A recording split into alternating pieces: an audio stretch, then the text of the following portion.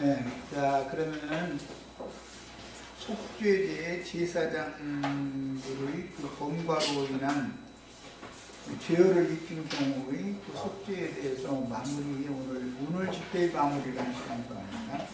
오전 그 두 번째 시간 말미 부분에 영적 범죄라고 하는 것과 윤리 도덕적인 범죄라고 하는 것이 성경에서는 다뤄지는 것이 다르다. 영적 범죄는 속죄를 통해서나 가림을 받고 덮임을 받는 것이고, 윤리 도덕적인 범죄라고 하는 것은 속건을 통해서 하는 문제이기 때문에 그것은 이제 속건을 위한 속죄제를 다룰 때 더 세밀하게 나눌 건데, 크게 보자면 모세와 요한의 사역이라고 하는 것은 속건을 위한 속죄제를 드리는 사역을 계속 반복해서 한 거예요. 그러니까 예수님이 오시기 전까지는 사람들을 자꾸 겉을 자꾸 겉을 자꾸 쉽게 만드는 거예요.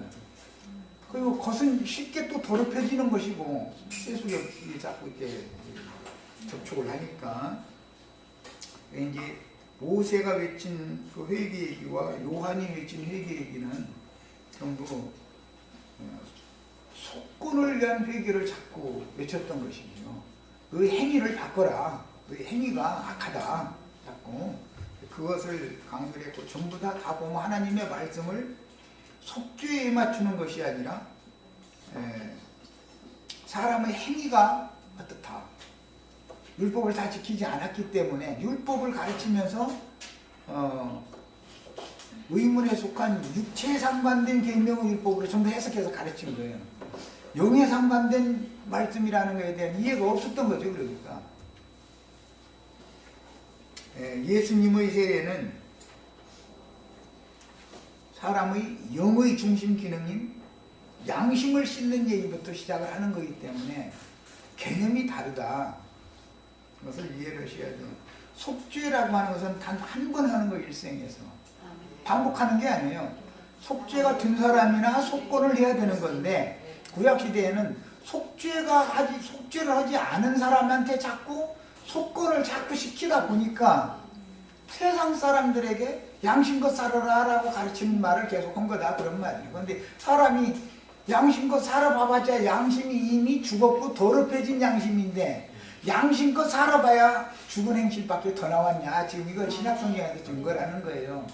여기에 대한 이해가 있으셔야 되겠어요. 그래서 속죄라는 것은 뭘 중심으로 다룬다고 그랬어요? 양심을 중심으로 다룬다. 속건은 혼을 중심으로 다루지만, 속죄는 영적 범죄를 중심으로 다룬다.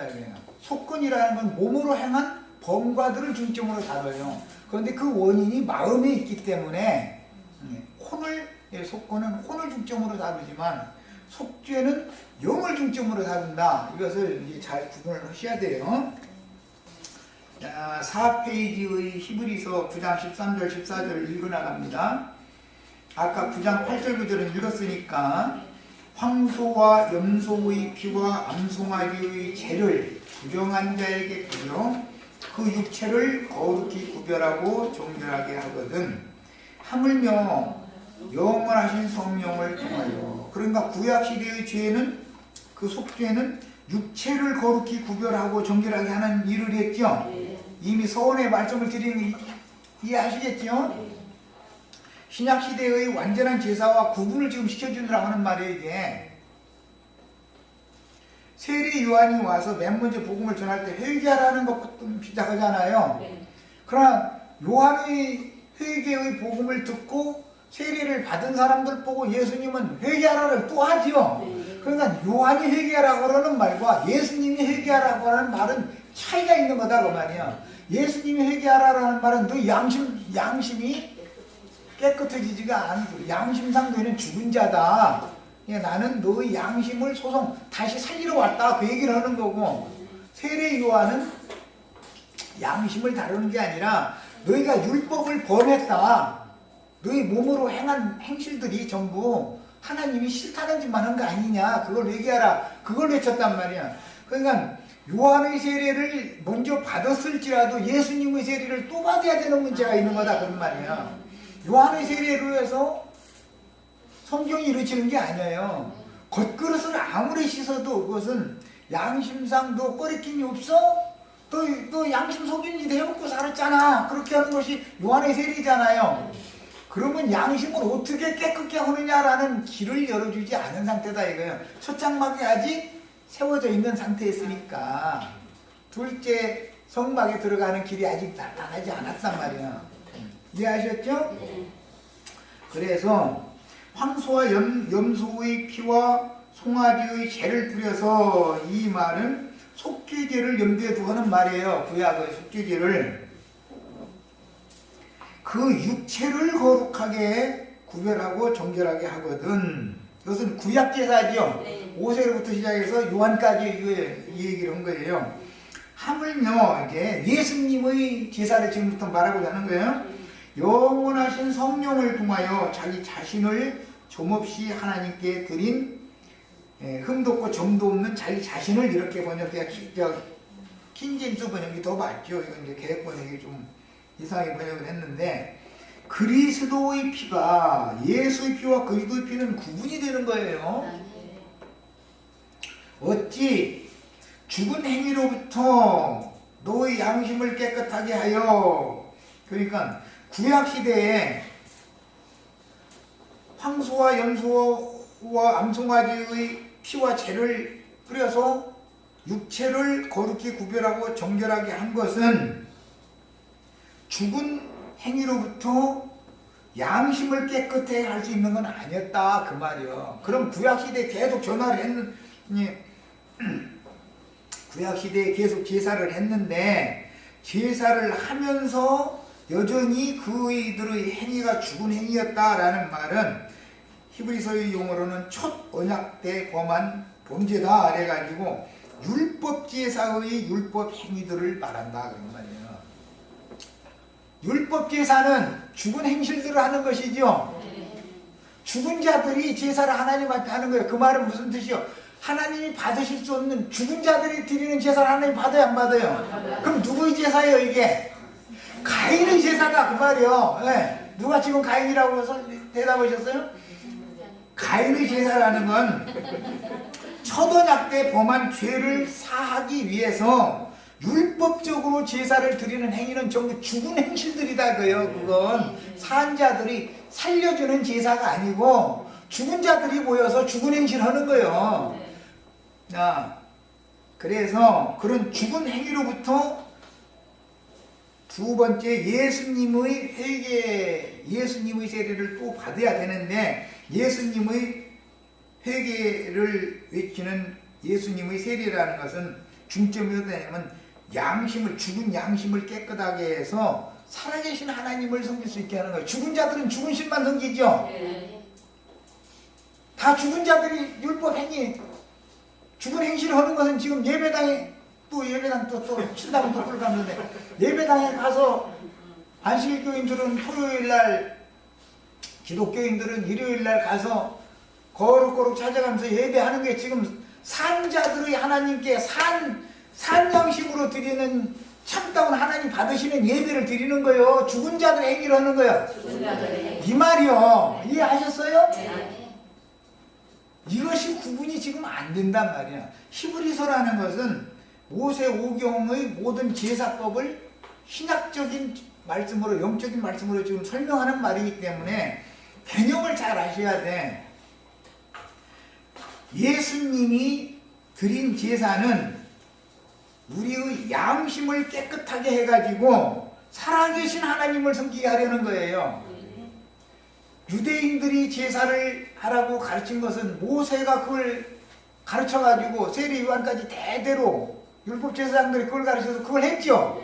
했는데 그 행위는 전부 죽은 자들의 죽은 행실이지, 그것이 살아난 자, 양심상 살아난 자들이 아니다. 양심상으로 죽은 자들이 종교 의식을 행하는 죽은 행실들이었다 이 말이에요. 그러니까 그 제사는 가인의 제사에 들어가는 거고, 예수님이 드리는 제사라야 아벨의 제사를 드리는 거다. 지금 이걸 설명하는 얘기예요. 이해하셨어요? 아벨의 제사라는 것은 양의 첫 새끼와 기름으로 드렸죠. 양의 첫 새끼는 예수님을 말하는 거예요. 그 양의 기름이라는 건 예수님의 성령을 말하는 거예요. 그리스도의 영을 말하는 거예요. 자, 히브리서인지 10장 22절을 또 봅니다. 인용한 말씀. 우리가 마음의 뿌림을 받는 것은 물로 정결케 하는 거예요. 마음은 물로 씻어요. 양심은 뭘로 씻어요? 피로 씻어요. 참된 물이요, 그것이 생수요, 살아있는 물이요. 예. 그래서 요한은 마음을 반복해서 마음을 씻어라 이걸 외쳤다 이거예요. 그런데 근본 양심이 죽은 자 보고 마음을 정화시켜라 라고 한다 해가지고, 그게 이 앞에 지금 절간에 있는 사람도 뭐 가르쳐요? 다 마음이고 마음을 깨끗이 해라 이거 가르치죠. 모든 종교는 겉그릇을 자꾸 쉽게 만들어서 죽은 행실을 자꾸 연습을 시킨다. 경건 연습을 시키는 거예요. 사람이 연습을 해서 구원받는 게 아니죠. 생명이 바꿔져야지. 죽은 생명을 살려놔야 구원을 받는 것이지. 개를 목욕시켰다고 해가지고 개가 사람 되는 법은 없죠. 돼지 목욕시켜놨다고 해도 깨끗하기는 하지만 돼지, 우리에 있는 돼지보다 목욕시켜서 따로 놔두면 깨끗한 돼지지 돼지가 아닌 것은 아니잖아. 생명은 돼지잖아.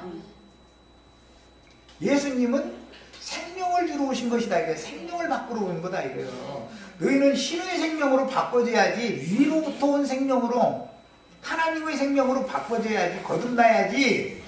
아래에 있는 땅의 흙으로 지음받은 생명을 가지고 아무리 개선하려고 노력을 하고 결심하고 침도 뱉어보고 고개도 흔들어보고 이쁜 여자만 들어가면 지나가면 자만 들어가면 다 지나갈 때까지 눈을 감고 힘을 주면은 여기서 엉뚱한 것까지 보여버려. 그 이쁜 여자가 실제로 눈으로 본 거 이상이 보여버려. 여기서 힘을 주면, 눈을 이렇게 힘을 주면, 이건 들을 기가 있느냐 하나 들으시고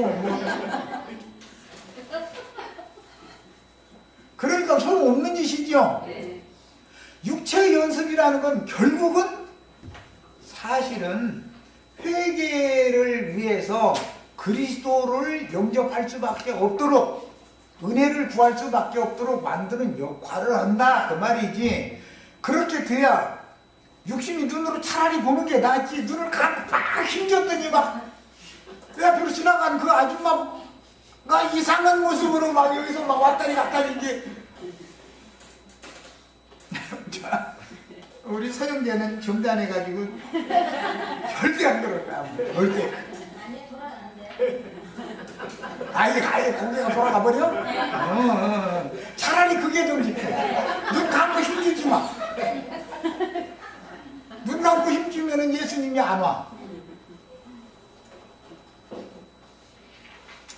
나 이런 놈이에요 하고 그냥 벌거 벗으셔서 오면 나 좀 살려주세요 하면 주님이 오셔서 생명을 바꿔놔야 되는 일이지. 이 문제는 내가 돌을 닦아서 되는 문제가 아니에요.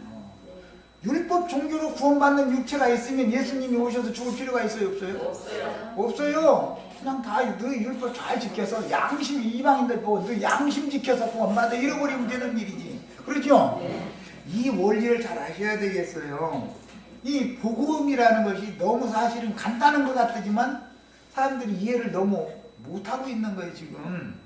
왜? 나라고 하는 구조를 너무 모르니까. 하나님의 선한 뜻을 오해하고 있는 거예요. 사람이 뭘 어떻게 하면은 하나님의 기뻐하심이 될 줄로 이렇게 여기는 게 이게 다 뭐예요? 기독교계가 99%가 다 지금 그렇게 가르친다고 요한의 세례를 계속 가르치는 거예요.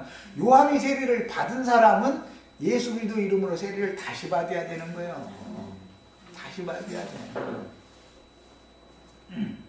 그래서 말씀을 가르침 받는 것이 요한의 세례인데 그 물로 씻는다 그러지만 물이라는 게 말씀을 말하는 거예요.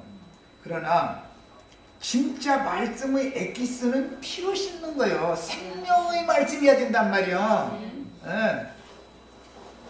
그래서 마음의 뿌림을 받는 목적은 악한 양심으로부터 벗어나게 하려는 목적이다 그 말이야. 이해하셨어요? 네.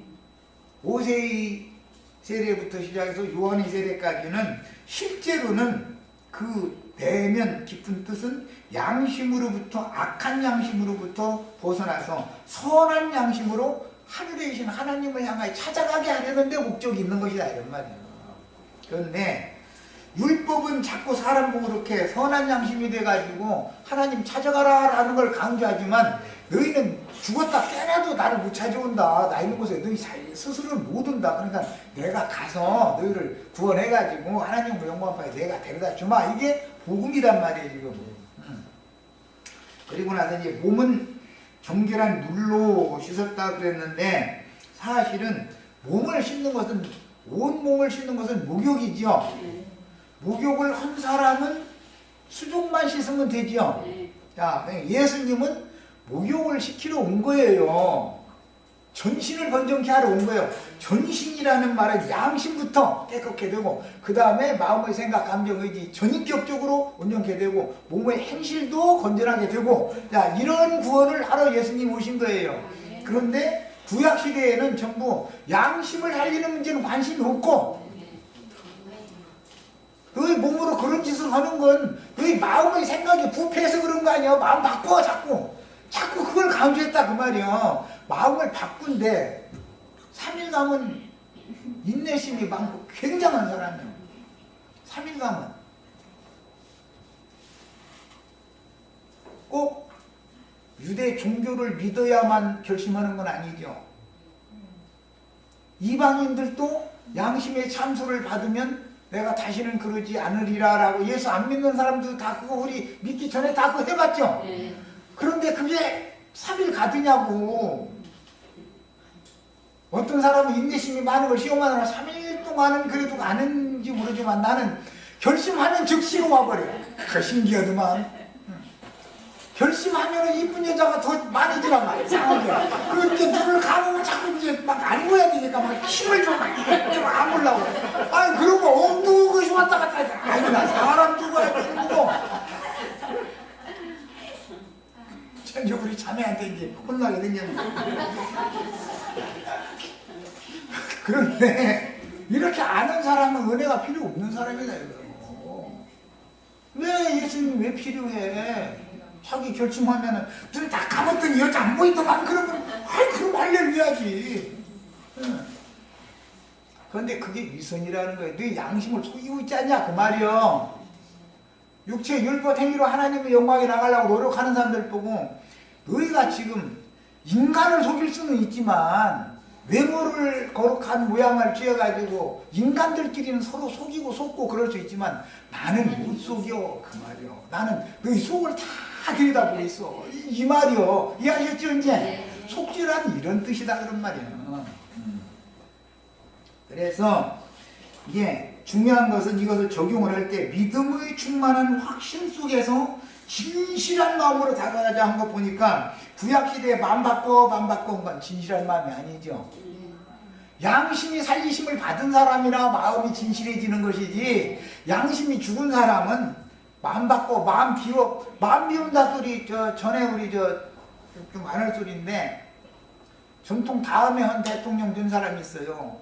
그분 나는 다 마음 비웠다 소리 아주 유세장마다 가서 마음 비웠다고 그랬어. 그런데 나는 속으로 그때 당시에 마음에 대통령병 들어가지고 대통령이 마음에 가득 들어있고 막 뭐가 비웠어 없어지기는. 자기는 그냥 유세장 가기만 하면 나는 마음 비웠다고 그랬거든. 그리고 그분이 또 마침 서울대학교 철학과 나온 사람이라 이게 굉장한 사람이거든. 다 누군지 아실 거예요.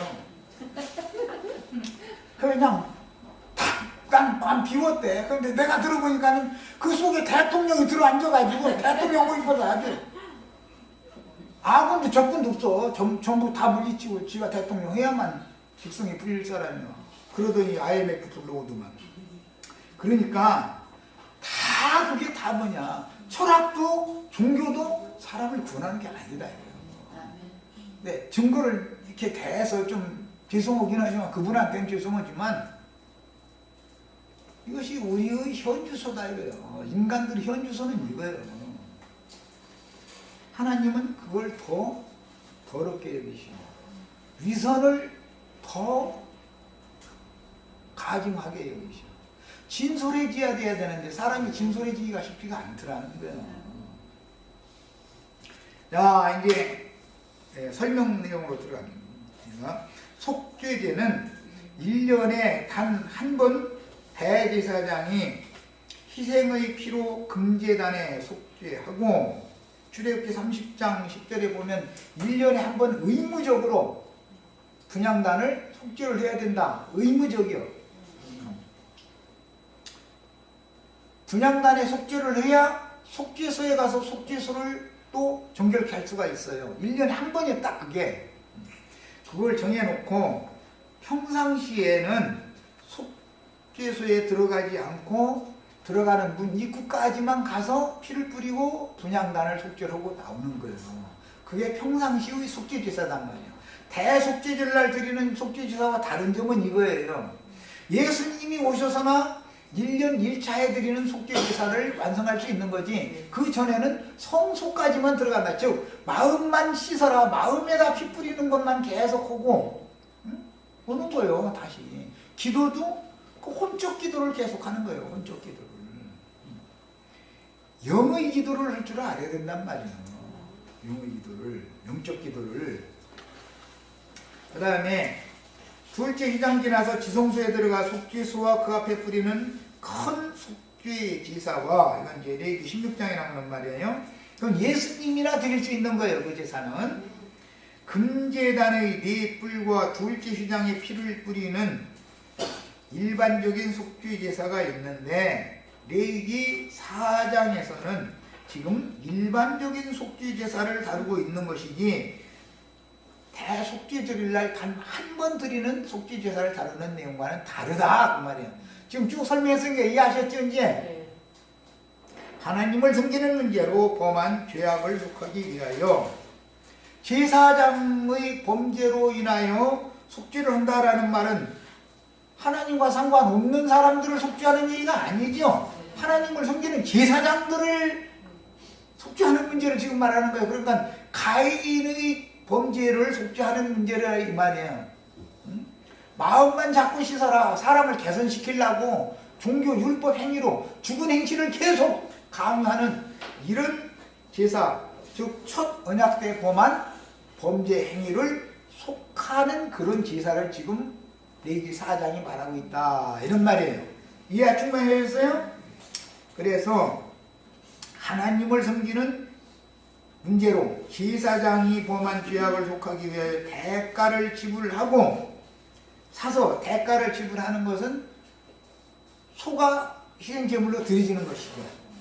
하나님께 소는 하나님의 종을 상징하는 거예요. 예수님이 육체로 오셨을 때는 하나님의 종의 신분으로 오셨죠. 하나님께 덮임, 가려주심을 받게 하는 제사장의 범죄와 제사장의 범죄는 온 백성에게 죄를 입히게 되기 때문에 온 백성을 위한 속죄제사는 반드시 스스로 드리도록 정해져 있는 거예요. 그래서 이렇게 짜죠. 그 다음에 이미 믿는 신앙인들이 믿은 날 이후로 범거한 범죄들로 인하여 허물들 곧 죄과들을 매번 속하기 위해서 죄값을 지불하는 제사는 속건제의 속죄라 그런다. 이래요. 똑같은 속죄를 목적으로 제사를 하지만 목적이 다르죠. 대상이 다르니까 제사장이나 온 회중을 위해서 제사를 하는 경우와 장로들을 의미하는 여기서는 족장과 회중의 각 사람의 범죄들을 다루는 그 제사가 속죄제사라도 대상이 다르고, 그 다음에 속건제사라 할지라도 대제사장 죄가 있어요 없어요? 일반 제사장 죄가 있어요 없어요? 다 죄가 있는 거예요. 그러니까 온 백성이 다 아무리 제사장이라 할지라도 죄가 있는데, 문제는 율법적인 교리와 관념에 굳어지면 자기는 죄가 없는 채하고 신의 자리에, 모세의 자리에 지가 앉아버리는 것이 이제 문제죠. 하나님 볼 때는 이건 너무 가증하다 이거예요. 예배당 목사님들은 다 자기는 눈 감고 힘줬는데 아무것도 안 보였다 다 이렇게 주장하죠. 근데 나는 이상하게 반대로 더 이상하게 자꾸 보여 나는. 목사님제가 많이 쳐다보는데 서영재나 나랑 다 똑같으니까. 그래서 서영재가 나는 안 보인다고 해도 나는 그거 안 믿어. 소용없는 소리 하는 거야. 내가 보이면 다른 사람도 보이는 거지. 그래서 예수님은 사람이 진솔하지 않은 것 때문에 정결한 양심을, 선한 양심, 청결인 깨끗한 양심으로 벌거벗은 모습 그대로 하나님 앞에 나오려고 하지 않고 손바닥으로 어디를 이렇게 슬쩍 가지고서 갖고 나가려고 해서 너 손 좀 치워봐. 그러니까 이걸 치고 이게 치면 하나님 다 보지 않느냐고.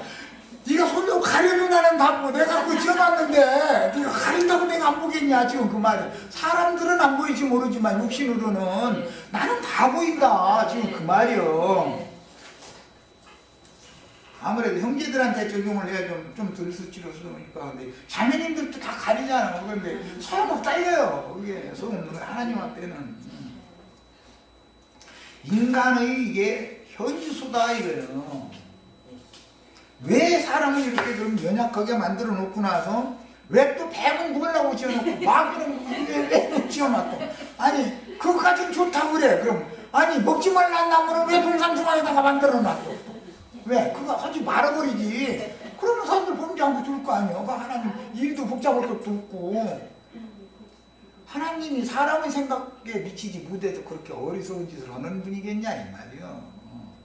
모든 인간은 연약한 그릇으로 지어가지고 시험에 걸려서 넘어지게 만들어 놓고 그 다음에 뉘우치면서 메시아를 악마하고 바라고 부르짖고 애타게 찾게 만들어 놓은 다음에 때가 찬 사람, 희년이 찬 사람이나 그리스도가 오셔서 너를 덮어준다. 이게 구속이다 이거예요. 천사들은 그럴 필요가 없었어. 그러니까 천사들이 영혼 세계에 가서는 우리 형제 자매님들이 온전케 대해서 영원한 세계를 상속받으면 형제 자매님들의 종으로 부릴 수 있는 그런 위치가 다 되셔야 된단 말이에요. 그럼 우리가 막 천사보다 더 높아지느냐고. 사람 천사가 지음받은 천사보다 더 하나님의 선하시고 부신 뜻에 의하면 섬기는 종으로 쓰라고 천사들을 지어놓은 거예요. 이렇게 말하면 천사를 무시하더만. 골로새 교회 편지 글에 보면은 천사 숭배 사상이 이때랑 팽됐다는 걸 알 수 있어요. 왜냐하면 현상적으로 보면 천사들이 뭐 비도 오게 오고 바람도 불게 하고 기후 환경도 바꾸고 사람의 사람 일 모르죠. 뭔 일이 어떻게 일어날지 아무도 모르는 거예요. 그거 저 사람은 무식하고 뭐 하니까 저 사람 늘 저렇게 거지처럼 저렇게 살아야 되는 걸로 알고 있지만 알 수 없어. 그 사람 저 세상 말로 복권 당첨돼가지고 나보다 윗자리에서 나 방신 줄 정치자로 이거 모르는 거예요. 근데 괜히 하나님 앞에서는 한 치 앞도 모르는 게 인간이야. 그래서 내가 뭐가 됐다 이런 자기가 무언가를 막 해서 뭐가 되고 이런 생각을 버리지 못하면 속죄라는 말 설명할 수가 없어 이게. 그 다음에 족장과 평림들의 속죄는 자신 속에 거주하는 죄와 연합된 죄인들은 근본적으로 양심상으로 죽어서 생명력이 없으므로 양심이 더럽고 악하여 본능대로 살다가 죽는 짐승들의 혼과 방불하나 뱀의 지혜를 사람은 받았기 때문에. 뱀도 지혜롭죠? 뱀이 지혜가 있어야 여자를 깨는 것이잖아. 그러니까 사람은 짐승보다 지혜를 받았는데 지혜가 두 지혜가 있어. 하나님의 지혜도 있고 마귀의 지혜도 있어. 그 모든 사람은 마귀의 지혜가 다 들어있어 가지고 어떤 것을 판단할 때 나름대로는 0.00001초도 안 걸려. 택 하면 벌써 딱 결정이 다 있어. 이 사람은 판단이 딱 와버려. 다 그게 지혜로 그렇게 되는 거예요. 그런데 그 지혜보다 그리스도의 지혜는 한 수가 더 높지. 그런데 뱀의 지혜가 출중한 사람은 그리스도의 지혜를 가진 사람을 어리석게 보게 돼 있다는 거예요. 고린도전서 설명이 그거죠. 하나님이 오실 때는 뱀의 지혜로 출중한 사람을 우습게 여긴다는 거예요. 이제 그러니까 서로가 알고 보면 지혜 싸움을 하는데, 성경이 말하는 지혜라는 말은 구약 성경에서는 빛이다 그래요. 생명의 빛을 지혜라고 그런단 말이에요. 지혜. 빛이 임했다, 깨달음이 임했다, 이거는 신의 지혜가 왔다, 혹은 마귀의 지혜가 왔다 이거예요. 유대인들이 다 자신들을 빛의 아들들이라고 여겼죠. 누가복음 16장에 보면 그 말씀이, 15장에 보면 그 말씀이 나오죠. 빛의 아들들의 세대보다 2세대 사람들이 더 지혜롭다 그랬죠. 판감해주는 사람들은 2세대 사람들이잖아요. 그건 빛의 아들들을 자처하든지 하든 모세의 제자들이잖아요. 다 그게 지혜를 말한다, 빛이라는 말은 성경에서. 그런데 마귀의 지혜는 무슨 문제라면 여기 막 반짝반짝반짝 막 빛이 막 번쩍번쩍하죠. 그래서 세상 말로 IQ 높은 사람은 예수 믿기 힘들어. IQ 높은 거 좋아하시지 마세요. 그거 박살내려면 시간 걸리고 힘들어. 사람은 다 자기를 믿는다, 자기를 의지한다. 그런 그 말은 자기는 지혜 있다, 나는 내가 알고 있는 지식이 있다라고 자기 자신에게 붙잡힌다 그 말이에요. 그래서 안 꺾어지는 거예요. 그것 때문에. 나는 멍청이에요 이런 사람은 꺾어지고 말 것도 얘기하면 그냥 나는 저 사람만 못하니까 숙이고 들어가지요. 내가 저 사람보다 못하다 하면 저 사람이 뭐라 하면 숙이잖아.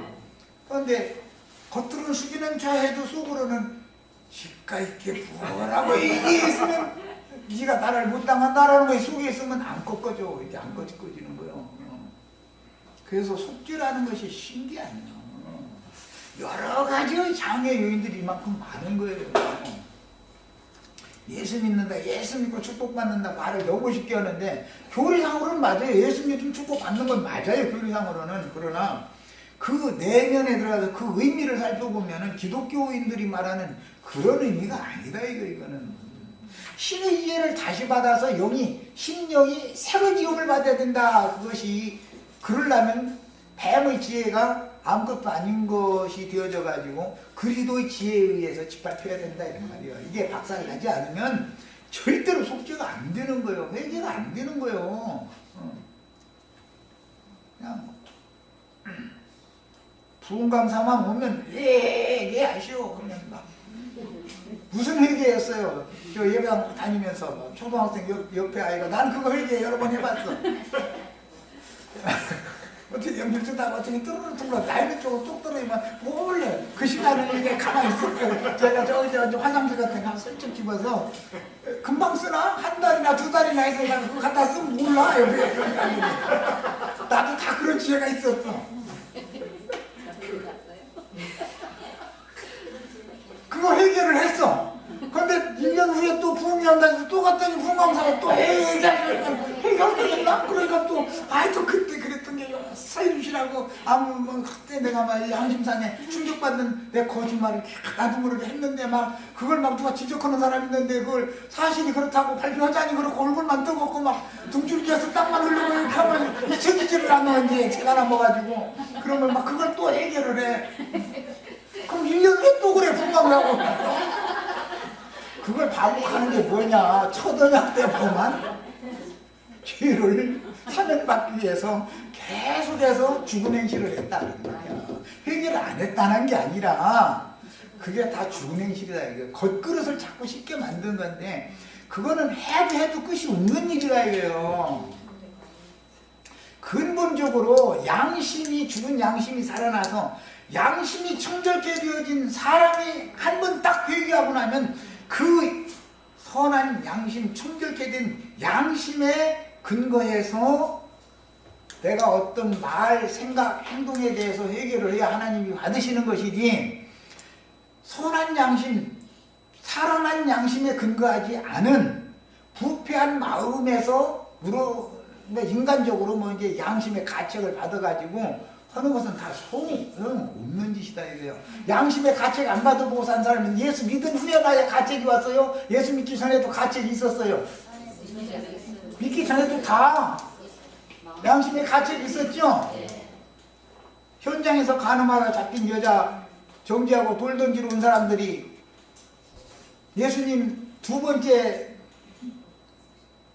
땅에다가 첫 번째 글 쓰니까 눈 하나 꼼짝안 뜨느라 힘을 주고 있더라는 거야. 돌 던지 이렇게 들고 있는 거지. 이제 그때는 두 번째 또 글을 쓰니까 물을 쓸 거고 양심의 가책 받아서 왔다고 이렇게 됐죠. 양심의 가책을 받아가지고 돌을 다 쓸거면 다 놓더라는 거예요.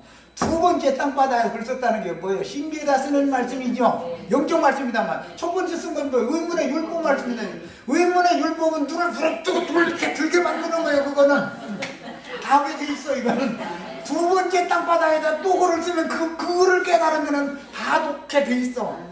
놓고 갈 일이 아니지. 이제 왔으면 나는 던질 자격이 없는데 내가 던질 자격이 없고 내가 돌 맞아 죽을 놈인데 저 여자 정지하러 왔네 하면은 구원을 받지요.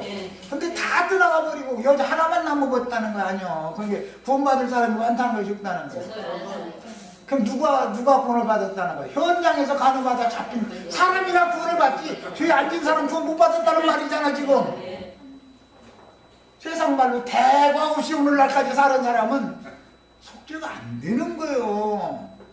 이렇게 말하면 그러면 나 그럼 속죄 옆에서 오늘 받았냐 큰 죄를 한번 저버렸다고. 그렇게 안 하셔도 양심이 살아나서 보면은 회개할 거리가 얼마나 많은지 몰라. 많은 죄, 큰 죄를 사함받은 사람은 주님을 사랑함이 더 많고 이 세상에 태어난 인간치고 죄 없는 인간 있으면 손들어봐 하는 사람은 죄사함 받았다고 해도 겉그릇만 씻는 사람이기 때문에 은혜도 적다고 해요. 그 사람은 배신하게 돼 있어. 때가 되면. 그러나 정말로 속죄가 된 사람은 절대로 배신을 부죠. 세상 든 일이 와도. 이것이 속죄의 뜻이에요. 자, 속죄에게는 근본적인 양심상의 죄악을 다루므로 무지와 맹신의 문제를 다루는 것이다. 땅에 하나님이 받지도 않는 제사, 죽은 행실로 율법 행위를 자꾸 하는 것은 무지에서 의지다는 것이죠. 영적 지식이 너무 없는 거예요. 뱀의 지식만 가지고 있는 거예요. 선악을 아는 지식만 가지고 있는 거예요. 생명의 지식이 없단 말이에요. 참 지식이. 무지에서 그 짓을 하는 거예요. 사실은 내 백성이 무지에서 망하는도다. 무지. 아니 유대교 랍비들이 나보다 무식하겠어요? 무지하겠어요? 아니 유대교 그 저명한 랍비들이 과연 무지하겠냐 이거. 제사장들이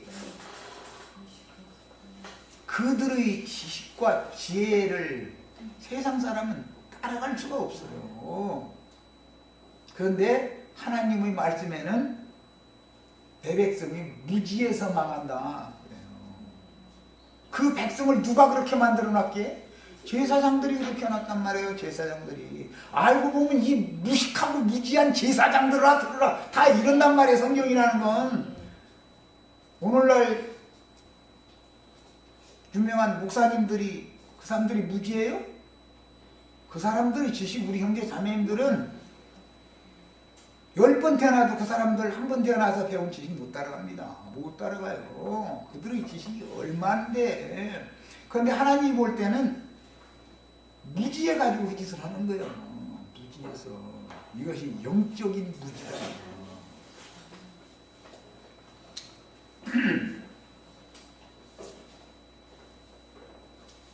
그래서 속죄죄라는 것은 양심상의 죄악을 다루기 때문에 영적 무지와 맹신, 무지하면 그 무지한 제사장한테 죄를 입는 사람들은 맹신자가 되는 거죠.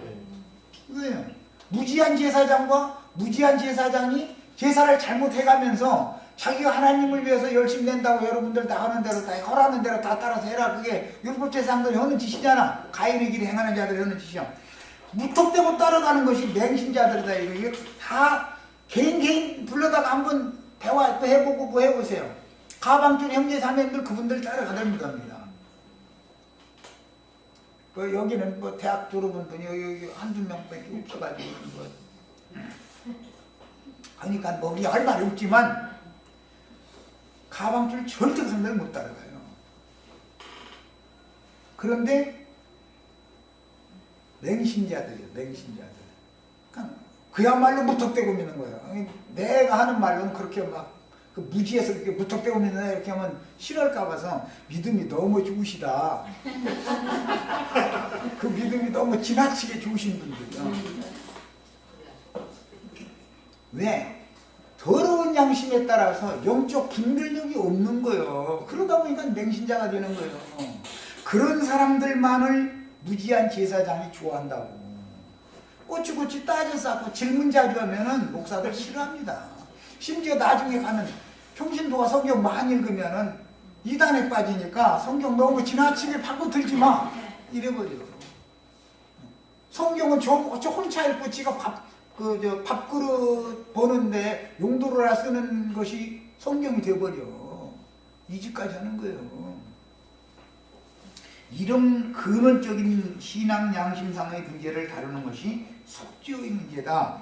그 다음에 가인의 범죄를 다루는 것이고 아벨의 제사를 연락하신 것과 같이 하나님을 섬기는 문제인 영적 범죄를 다루며 혼의 부패로 육체의 일들인 일상생활의 범죄들을 다루는 제사는 속건제를 위한 속죄제다 이렇게 말하는 거예요.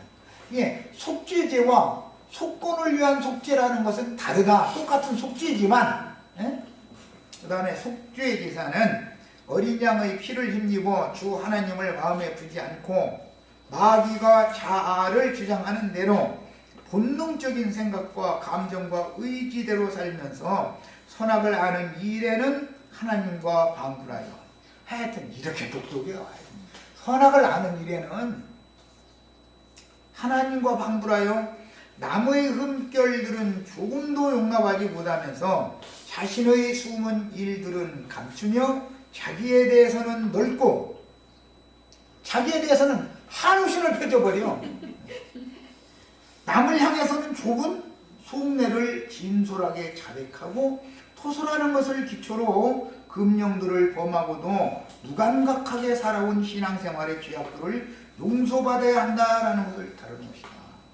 속죄는 그래서 평생에 딱 한 번 하는 거예요.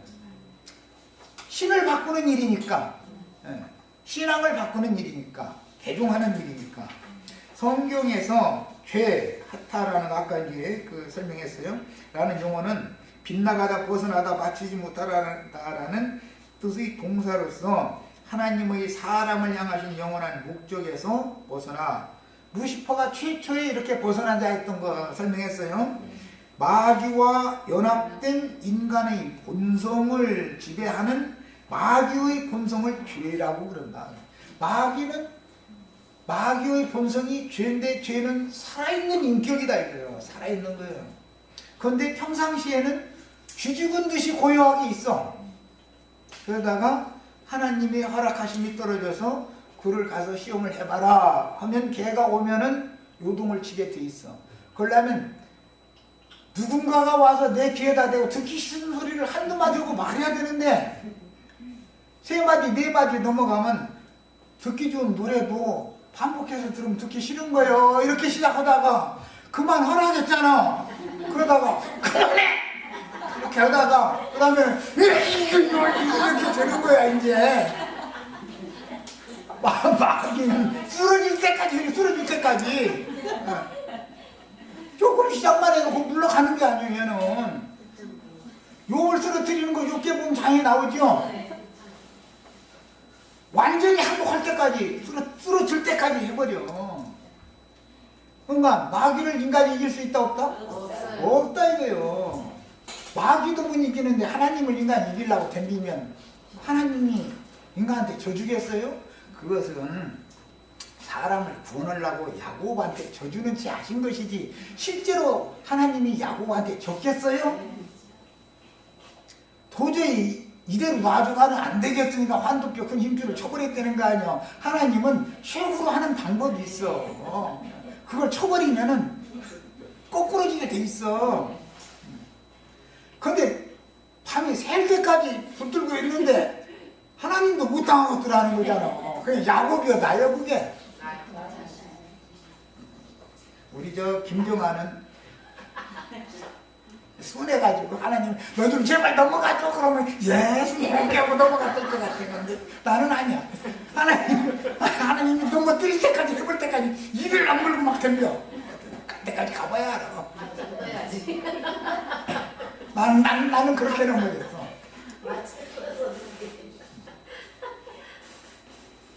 결국은 마귀도 마음대로 제어하고 조율하고 부리시는 하나님이 하마도 악어도 마음대로 혹여가지고 끌고 다니면서 부려먹을 수 있는 하나님이 나 하나 못 쓰러뜨리겠어 까짓 거.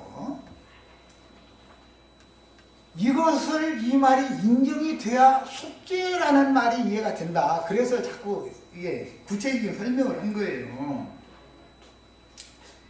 마귀는 죄라고 하는 것이 마귀의 본성이다 이거야. 그리스도는 생명이신 여호와의 본성이요. 그러니까 두 생명이 내 육체 속에 마귀가 살아있고 내 심령과 마음속에 주님이 살아계셔가지고 나를 누가 뺏어갈 거냐. 나는 나의 혼이라는 건 가운데 있으니까 육체와 영과의 사이에 내가 껴있으니까 이 혼을 누가 차지할 거냐 가지고서 양편에서 잡아다녀 이제 몸통이 반으로 찢어요 이거. 할 수 없어.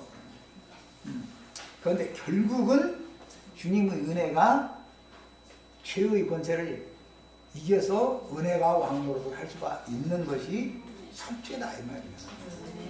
자, 오늘 속죄제사 집회는 여기까지 하고 다음 시간에 이 자료를 계속 할 거예요. 이어서 하겠습니다.